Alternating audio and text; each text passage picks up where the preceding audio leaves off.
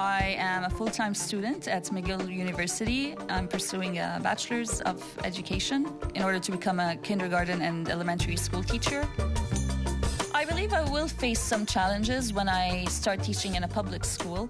I wouldn't say they would be challenges with the children that I teach, because believe it or not, kids are some of the most tolerant and accepting people on the face of the earth, you know.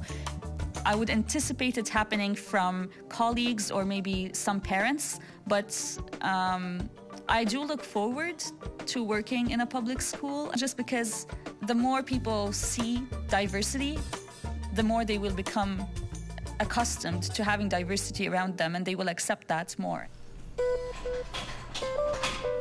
I teach at a Saturday school on Saturdays. It's an Arabic school that teaches Arabic language as well as Quran and things that have to do with the Muslim religion. I teach girls who are between the ages of 12 and 16. They are girls that normally go to regular public schools during the week, who come from Arab families. So the reason they come to this school on Saturdays is to keep up with their Arabic language and to improve it. And also, in a way, also to be in an atmosphere where they see girls who come from the same background as them. They're coming on a Saturday. This is their weekend, you know. So to come to school on a weekend after having spent the entire week in your other school is a bit of a challenge. So I always have to make my lessons super interesting. I always have videos to show, things to discuss, role-playing, acting, drawing, you know. I make my lessons as interactive as possible with a lot of debates.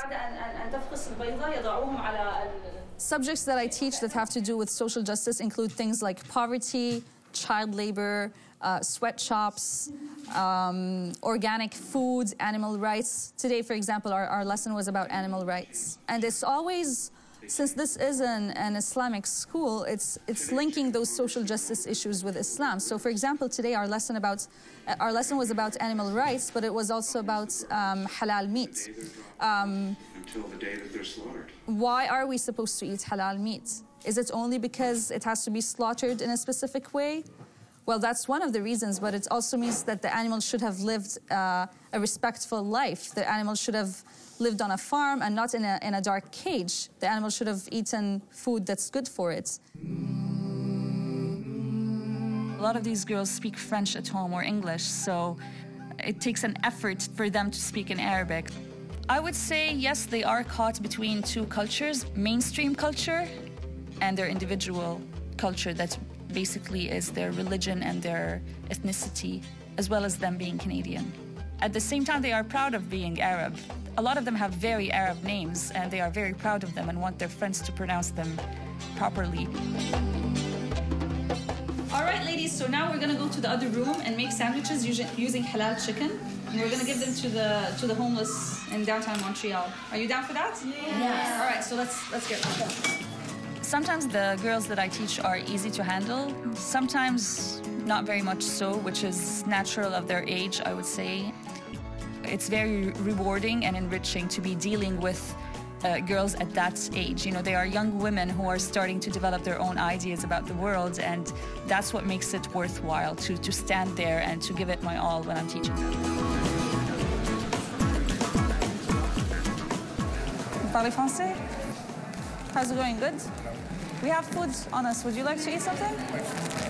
Yes, sir. You want to give? It's like a chicken sandwich. Santé? Oui, V8, c'est jus de légumes. Merci, pareillement. I try and make my money. There's two beautiful ladies. Have a good night, sir. Right in front of me.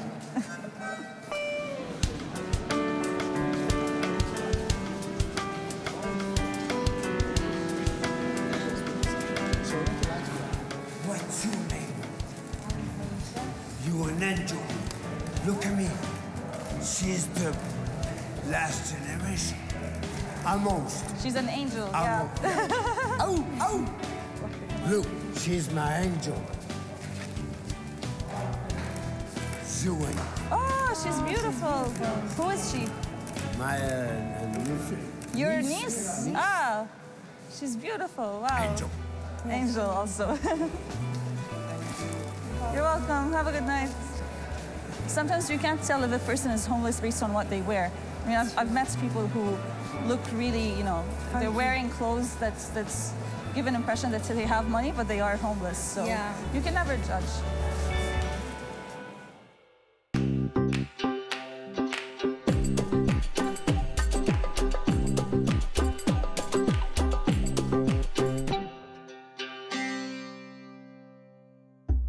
Terrorism is anything that causes terror amongst people. Shooting in a high school is a form of terrorism. Threatening people on the street because of what they wear is a form of terrorism. Beating one's wife, which happens a lot in North America, between people of all religions, is a form of terrorism. It's not something only